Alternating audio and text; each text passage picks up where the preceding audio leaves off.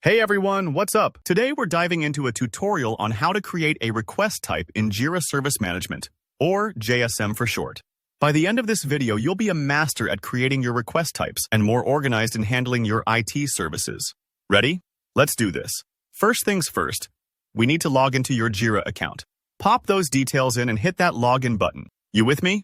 Great. Now, on the main interface, you'll see a plus symbol. This is the Create Space option. Give that a click. This is where we'll start building the framework for your service management request type. Next, you're going to want to select the Service Management option. This might seem a little daunting if it's your first time, but trust me, it's easier than you might think. Once you've selected Service Management, go ahead and click on IT Service Management. This really is the base for creating your request type. Now, we're going to use a template. Don't be scared. Using a template actually makes things easier and gives us a good starting point. So once you've selected your template, we're all set to start making the request type. Look to the left panel of your Jira instance and you'll see 3 dots beside Support. Click on those and then select Space Settings. I know it's a bit of navigation, but trust me, it's worth it. Now, we're going into the world of request types. Under Request Types, go ahead and click on Service Requests. Here's where we're going to build our specific service type.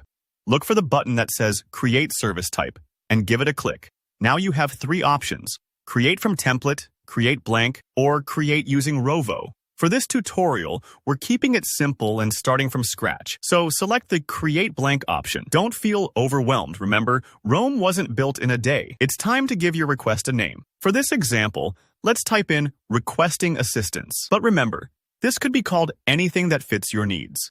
Now, let's move on to the description. Type in, Need help to complete a task. This gives a clear direction to whoever is receiving this request.